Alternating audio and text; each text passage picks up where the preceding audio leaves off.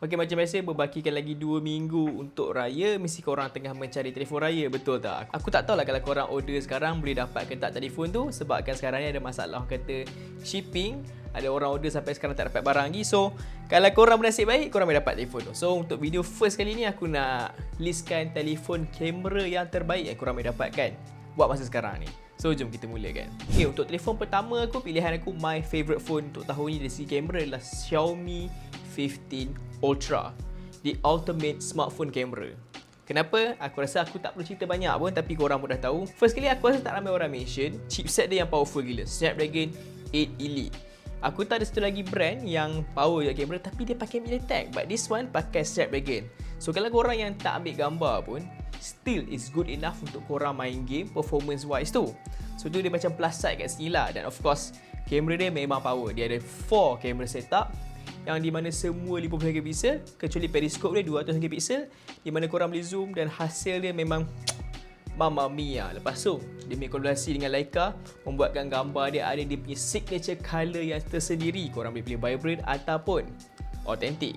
So warna tu pilihan korang lah. Vibrant lebih kepada vibrant dan authentic lebih kepada that cinematic look. Dan juga kalau korang yang macam aku suka shoot dan juga color grading dengan banyak, korang boleh shoot in log format. So korang bolehlah buat video korang nampak macam hasil video daripada DSLR ataupun mirrorless tu. Okey, untuk yang kedua pula, macam aku cakap tadi, sekarang Vivo X200 Pro. Yes, dia lebih kurang macam Xiaomi 15 Ultra, but dia ada banyak benda yang aku tak berkenan sikit. First kali dia punya OS, Funtouch OS, yang aku boleh kata kebanyakan orang kalau kau tanya banyak tech pun, dia orang tak beberapa berkenan sangat dengan dia punya OS ni. But camera wise, it's perfect. Lebih kurang je macam Xiaomi 15 Ultra punya setup dengan 200 megapixel periskop. But one things yang aku suka pasal Vivo ni adalah dia punya portrait yang warna ni jauh lebih cantik lah dibandingkan dengan Xiaomi. Di mana warna dia lebih kepada high contrasty, dan aku suka lah, lebih sesuai untuk social media. Cuma itulah satu benda yang aku perasan Vivo ni, dia punya gambar lebih nampak beautification sikit kat kulit kau tu. So itu benda yang aku tak pastilah kalau kau turn off pun masih nampak lagi ke tak. Aku test sendiri tak nampak macam ada improvement sangat. Dia macam sikit lah hilang lah. Tapi that's my thing lah. Kalau korang suka lah, macam aku okay je, just like kalau nampak fake sangat pun tak elok juga. Tapi secara overall spec wise bagi aku dah cukup okay dengan MediaTek punya chipset tu, dan it's pretty good. Cuma korang kena take note lah dengan dia punya OS yang tak beberapa friendly sangat kat sini. Untuk yang ketiga pula adalah S25 Ultra. Yes, S25 Ultra ni camera wise is good. Even video dia pun aku rasa terbaik dalam list ni. Tetapi dari segi apa yang dia offer tu, mungkin tak ada apa yang baru sangat kalau compare dengan model terlepas. Let's be real here. Dia datang dengan Galaxy AI dengan fungsi-fungsi probably the best AI phone yang korang boleh dapatkan dekat market sekarang ni. It's really good. But camera wise tak ada major improvement daripada ultra wide yang 50 megapixel. It's really nothing. But yeah, satu benda korang boleh shoot in log video lah, Samsung log video. Untuk color grading sama macam Vivo dan juga Xiaomi. 3 telefon ni boleh shoot in log. Tapi untuk selebihnya Samsung offer a better software experience lah kalau nak compare dengan 2 telefon sebelum ni. Dan untuk selebihnya tak ada apa yang aku boleh kata it's good, but dari segi camera wise, kalau korang nak lagi bagus, 15 Ultra ataupun X200 Pro lah. Untuk yang keempat pula, ini pilihan yang kalau korang ni hipster sikit.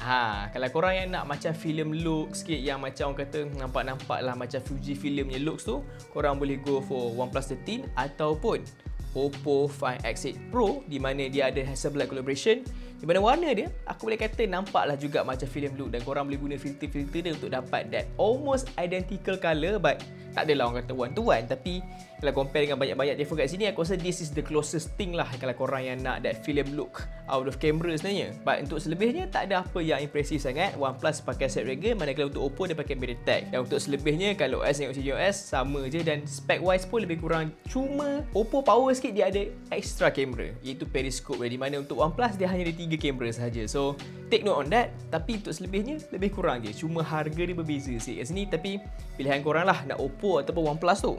Dan yang kelima pula, of course aku takkan lupa Honor Magic 7 Pro. Honor Magic 7 Pro ni bagi aku kamera dia okay, it's pretty good, but video dia is not that good. Tapi hasil gambar dia tambah lagi dengan dia punya hardcore portrait, dia memang ada dia punya signature look yang tersendiri. Memang kau takkan dapat lah dekat mana-mana smartphone sebelum ni, dengan warna hardcore colour dia, hardcore vibrant dan juga hardcore black and white dia. It's really signature look, aku suka, tapi tak ada apa yang special sangat. Aku tak minat sangat dengan Honor punya OS, but AI dia, fungsi AI macam portal dia dan lain-lain tu bagi aku berguna. But macam aku cakap, aku tak minat OS dia, tapi kamera dia still impressive dengan dia punya AI enhancing. Tambah lagi kalau korang go lebih vertitive times. Tapi dekat Xiaomi pun boleh buat macam tu. Tapi Xiaomi tak perlukan internet, di mana untuk owner korang perlukan internet. Tapi still, warna saiz dia sangat menarik. Tapi pilihan korang lah yang mana korang lagi prefer. Kalau korang nak tahu lebih lanjut, korang boleh check online yang mana kena dengan warna smartphone gambar yang korang nakkan tu kat sini. Dan of course last kali tak lupa iPhone 16 series, lebih kepada 16 Pro dan Pro Max lah. Bagi aku untuk ambil gambar, iPhone is not that good, it's actually pretty bad kalau kau compare dengan mana-mana Android. Tambah lagi portrait dan lain-lain tu memang tak cantik. But kalau korang betul-betul memfokuskan pada videografi, iPhone still the king kat sini lah. Bukan aku nak kata iPhone punya kamera tak lawa, korang boleh shoot RAW 48 megapixel semua tu. Kalau korang rajin nak color grading dekat Lightroom, it looks good. But kalau korang yang nak macam tambah-tambah filter sikit, tak berapa berkenan sangat kat sini. So that's something yang korang kena take note lah. Tapi untuk video, korang boleh shoot in Apple Log, which is the best log format untuk smartphone. Dan hasil dia pun memang cun. Dan lagi satu, camera control tu yang aku awal ingat menarik, tapi lalas aku turn off kalau aku ada phone tu. Kalau video, the best way to go is iPhone 16 Pro dan Pro Max lah. Sebab korang boleh itu, korang boleh shoot in 4K 120 kan. So slow motion, pretty nice.